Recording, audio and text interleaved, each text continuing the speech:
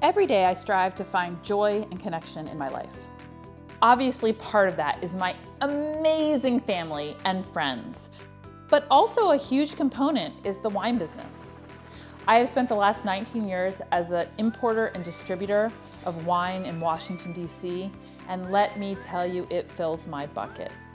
What I'd like to do here is bring you along on the journey. The wine business can be incredibly insular, and I would like to blow that wide open and introduce you to some of my favorite people in the wine business.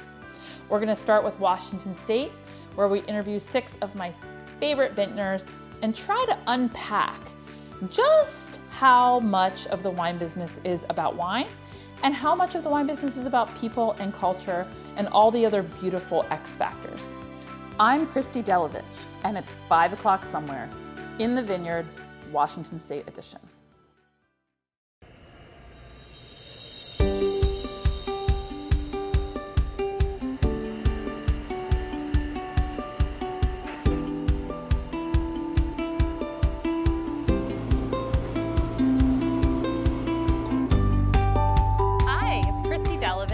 It's 5 o'clock somewhere in the Vineyard, Washington State edition. So exciting. It's my first time like out of the house and somewhere. I'm here today in Woodinville at an amazing winery called Novelty Hill-Januik. There are 2 families that own these amazing wineries, and this is one of the families represented in front of us. This is Andrew Janik, and I'm so happy to be here today. Well, welcome. We're happy that you were able to make it. Yeah, 2 great days in Seattle, and now we're in wine country. Yeah, not too far away. So can you tell everyone where we physically are? So right now we are in Woodinville, Washington. And for those on the East Coast or basically anywhere outside of Washington, you might not know where Woodinville is, but we are about 25 minutes outside of the city of Seattle. So it's kind of a unique setup where we have in Washington, but especially in Woodinville, where, you know, a lot of the wineries in our state are actually not located right where the grapes are being grown. So Woodinville, it's more like, the climate's more like Seattle, you know, more temperate, a little bit more rain, not as hot. So not really ideal for growing grapes compared to Eastern Washington, where it's a desert and, you know, vines are just gonna flourish. And we're gonna drive there tomorrow. Yes, we will, yeah. We have a, 4-hour drive that will probably turn into a 6-hour drive. It depends on how fast we're driving. So in terms of that context, we are 4 hours-ish from Walla Walla from here, correct? Yeah, from Walla Walla you can get there about 4 hours, but the thing about the Columbia Valley is that it is really massive. Yeah. So, you know, the closest vineyards that we use are more like 2.5 hours. Okay. Walla Walla is gonna be more like 4.5, but for me to actually go and sample and, you know, check out all the vineyards that we're using, I mean, that's more like an 18 to 20 hour trip for me, because you are just zigzagging all over the place. That's amazing. Yeah. So talk to us a little bit, if you don't mind walking us around your beautiful property here. Talk to us a little bit about the relationship between Novelty Hill and Janik. So also unique in the sense that we are actually 2 different wineries, but we are so interconnected that people oftentimes think that it is the same winery or the same ownership, which is an easy mistake to make because of, you know, we have the same facility, we do all the winemaking together, but so my family owns Janik, and we started Janik in 1999, and that was after my parents had been in the industry already for about 15 years. My dad was the head winemaker at Chateau Ste. Michelle for basically the whole decade of the 90s. And then they decided, Mike Janik, and then very famous. Yes, an amazing very winemaker. Famous, yeah. And then they just don't they call him like the King of Merlot? Didn't he actually have that like actual title? Yeah. So he was named one of the Masters of Merlot. Masters of Merlot. And it was, I don't know, I think it was only 6 or 8 people around the world, something like that. It's a really big deal. Yeah. And especially Merlot, it's one of the really important varieties for the state of Washington. And, you know, obviously Merlot's had its up and down in the consumer's eyes over the years, but Washington has been making amazing Merlots and for Merlot's decades delicious. And decades. Oh, it's incredible. So they started Janik in '99, and then after that first vintage, he met a man named Tom Alberg at a Christmas party. Okay. And literally a Christmas party. It was literally at a Christmas party. So this is a couple months after harvest, and they got talking, and Tom's family had purchased a piece of land in eastern Washington in the 60s over on the Royal Slope by Royal City in eastern Washington. And they never used it a ton. They had some cherry trees planted, but you know, they just they weren't fully sure what to use to plant there. They always kind of had considered getting some wine grapes.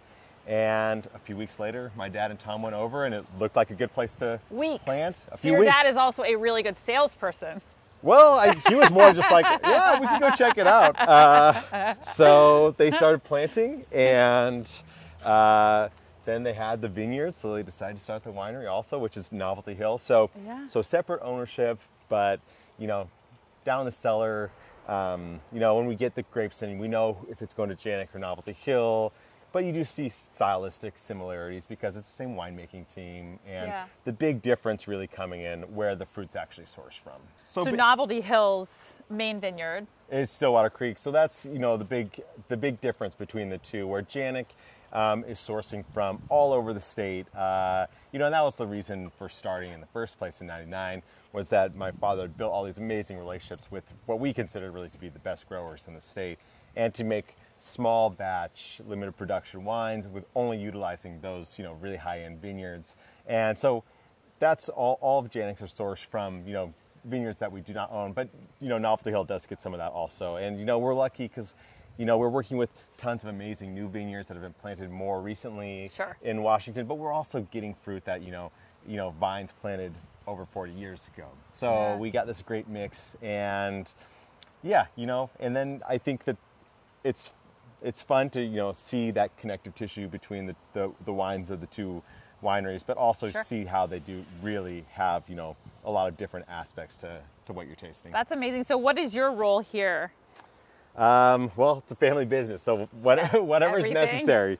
No, but really most of my time over the years has been in production, you know. So that's your passion? Yeah, and it's just, I mean, in my opinion, it's the most fun part of the industry. But, you know, everybody has their different things. But I just love, and it was even, you know, I started working in wineries when I was, you know, 12 or 13, and started making a little bit of wine of my own when I was in high school, which... Are you serious? Yeah, looking back on it, might not actually technically be legal. What was your first like year of your first finished wine, and how old were you? The first vintage must have been...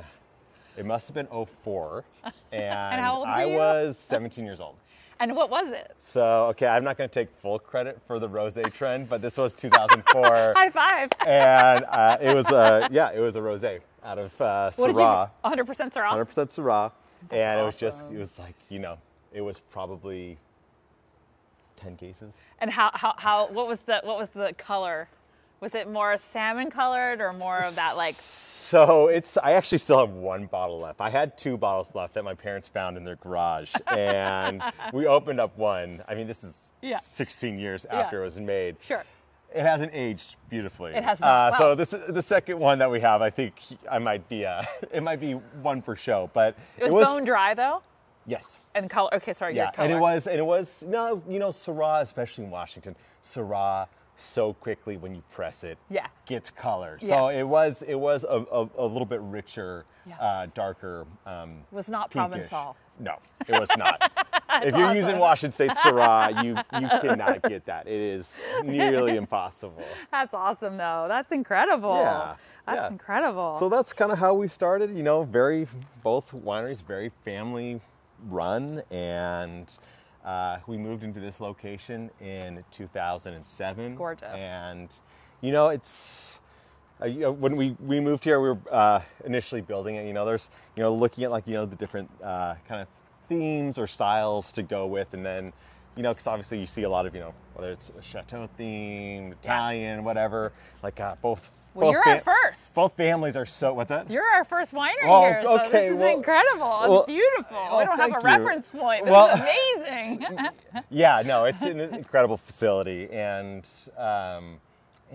really both families are just so Northwest that we're like, okay, well, it would be kind of insincere of us to go any other direction. So we go for, cool. very, you see a lot of exposed wood and the concrete that's kind of the mixture of the warmth of the wood, but also that gray, which if there's anything that, indicates Seattle or Washington, it's, that beautiful wood, but also the grayness that you see, not today, but. So it was incredible. I've heard, every other time I've been to Seattle, it's been more of an in and out.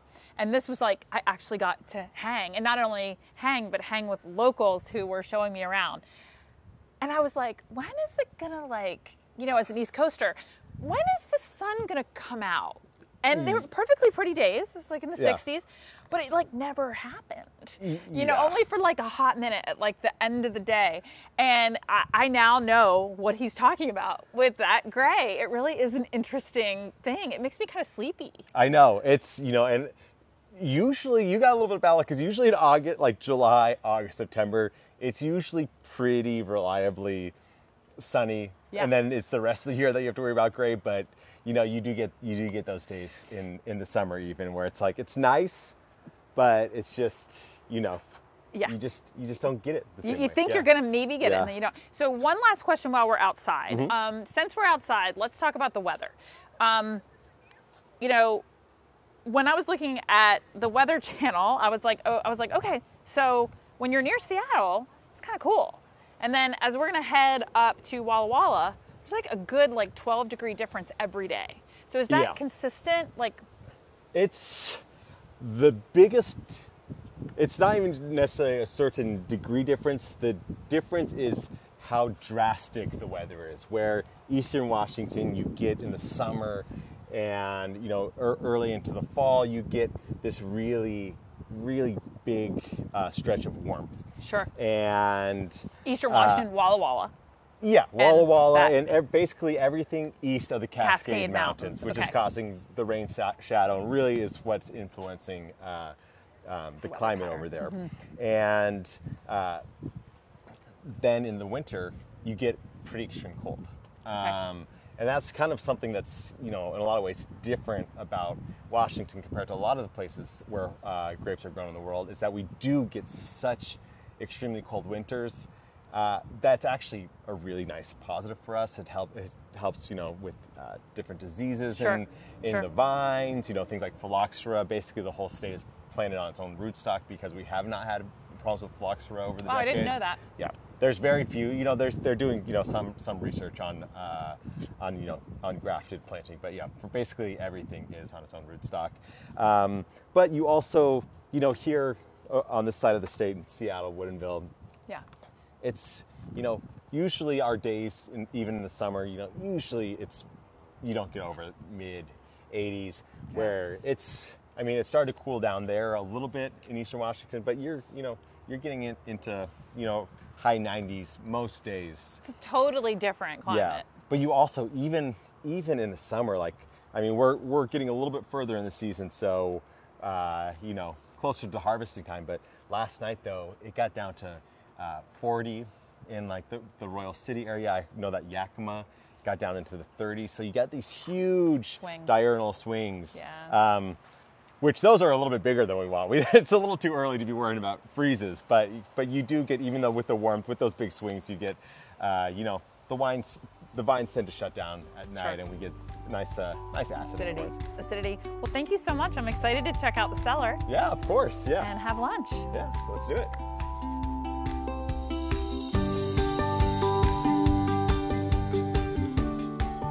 Cheers! Thank you so much for watching. Stay tuned for episode 2 next week.